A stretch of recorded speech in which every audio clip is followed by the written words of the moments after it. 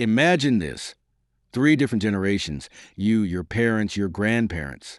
These three separate generations received three different financial pieces of advice, but they all fell into the same trap. One was told, put your money in the bank, save it. The other, buy a house. And you're being told, invest, enter the market. It all sounded safe and appealing, but in reality, it was all a carefully packaged illusion. Let's go back to your grandparents' era first. In their time, saving money in the bank was seen as the ultimate precaution.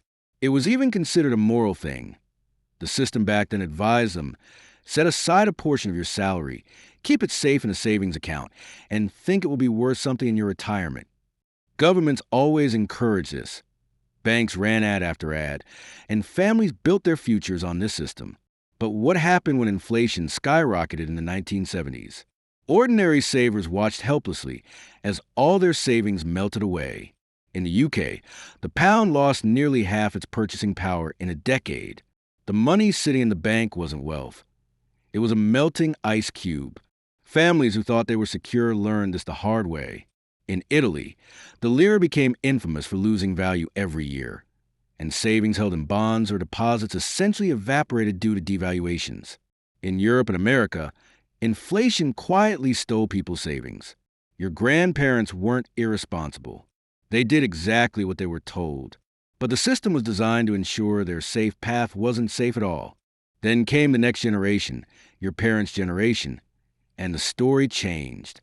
After the destruction of inflation, the new wisdom advised them that the safest and smartest thing is to buy a house. They were told, real estate never loses value. It always rises.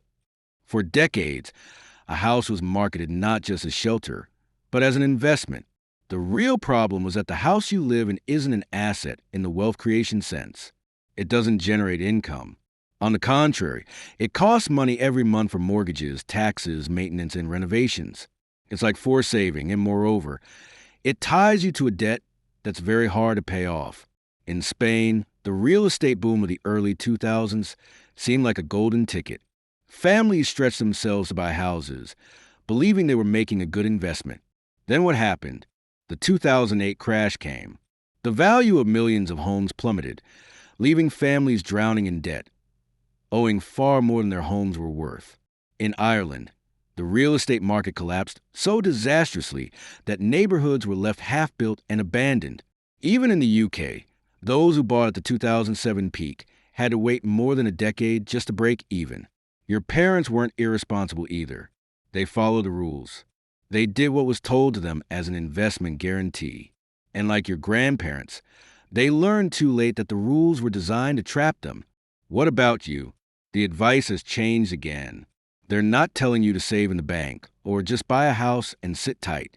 Instead, don't save, invest, enter the market. The market always rises. But is that really true? Now it's your generation's turn. You're being told that saving is pointless because interest rates are low, inflation erodes cash, and banks can't be trusted. The new trend is investing in stocks, funds, crypto, whatever the next big thing is. Social media shouts, don't leave your money idle, make it work. And people dive in blindly. Some throw their savings at meme stocks, chasing quick gains. Others bet on crypto, believing digital currency is the future. A few plunge into NFTs, convinced that digital art is a lifelong opportunity. A handful of early entrants made fortunes, but the majority didn't. The majority did what your grandparents and parents did. They entered a game where the house already knew how to win. The numbers prove it. In the 2022 crypto crash, more than $2 trillion in paper wealth was wiped out. Millions of small investors who thought they were building freedom saw their portfolios halved or worse. In Europe, supposedly safe pension funds, filled with risky derivatives hidden under the low-risk bond label, nearly collapsed in 2022. In the Netherlands, one of the world's most disciplined pension systems, retirees faced quietly reduced payments because returns couldn't match promises. Around the world, young investors repeated the same cycle as previous generations. They followed the rules of the day, and the system slipped away from under their feet. The real pain is right here. Because the system is always the same and never changes at its core, only the packaging changes. They told your grandparents to save, your parents to buy a house, and you to invest. Three different strategies, the same outcome. Wealth flows to the top of the pyramid. Losses fall on ordinary families. Every generation thinks it's playing a new game, but it's not. It's the same scenario replayed with new players. Look at the underlying mechanism. Inflation is the first trap. It quietly drains value from wages and savings, ensuring majority never gets ahead. Bubbles are the second trap. Housing, tech stocks, crypto, they inflate rapidly, suck people in, burst just as quickly, transferring wealth from the many to the few. Debt is the third.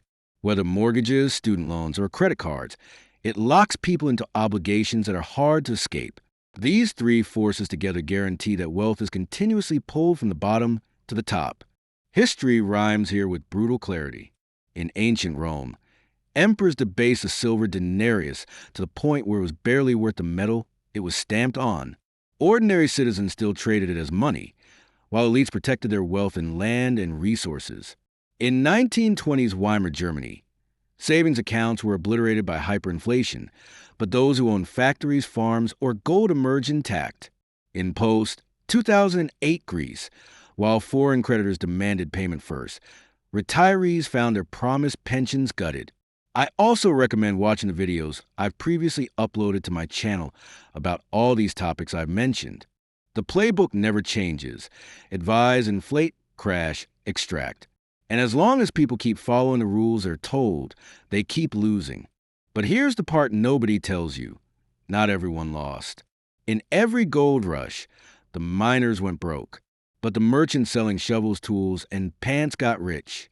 Levi Strauss built an empire selling jeans to bankrupt miners. In every inflation, those who owned productive assets preserved value, while cash savers lost everything. In every housing crash, smart renters or those who bought distressed properties came out ahead, while others drowned in debt. The system is designed to take from the many and deliver to the few, unless you understand the cycle and position yourself differently. The real lesson starts here. If every generation is told a new lie, what's the alternative? The answer isn't to despair. It's to stop chasing the traps and start thinking like the people who actually came out ahead. In the gold rush, the miners went broke, but Levi Strauss selling jeans and Samuel Brandon selling shovels got rich. In Rome's debasement, citizens hoarding coins suffered, but landowners and traders controlling productive resources thrived. In the Great Depression, many who held stocks were ruined, but those who owned businesses providing essentials, electricity, food, transportation, often emerged stronger. The pattern is clear. The majority chases promises of easy security. The minority builds around real and enduring value. This means you need to rethink what you call an asset. If it doesn't generate income, the house you live in isn't an asset. If inflation eats it away, a savings account isn't wealth. If it's tied to speculative bets you can't control, a pension fund isn't security. Real wealth is in things that preserve or produce value over time. Skills that can't be inflated away. Businesses providing essentials. Productive assets that generate cash flow even in downturns. It's not glamorous. It's not hyped. But it's the difference between being the miner who lost everything and the merchant who sold shovels for generations. Let's return to the story of three generations. Your grandparents lost to inflation because they trusted savings accounts. Your parents lost to housing bubbles because they were told a home was an investment. Your peers risk losing to speculation because markets and crypto are sold as guaranteed upward escalators. But none of this is inevitable. The mistake isn't just following bad advice. It's assuming the system is designed for you to win. It isn't. And that realization alone is liberating. Because once you see through the illusion, you can stop playing the wrong game. History is full of repetitions. The financial system ensures mistakes repeat. And unless you decide to break the cycle, you'll pass down the same illusions to your own children. But if you learn to build real wealth in assets that endure crashes, outlast hype, and create real value, you step out of the trap. You stop being fuel for someone else's fortune. You start writing your own rules. The main message is this: don't let inflation quietly drain you. Don't treat your home as your retirement plan. Don't chase bubbles disguised as opportunities. Focus on building and owning things that survive crashes, outlast hype, and create real value. Because when the dust settles, those are the ones who still have their wealth and their freedom. If this gave you a new perspective, subscribe. History holds the answers, and finance sector shows you where to look.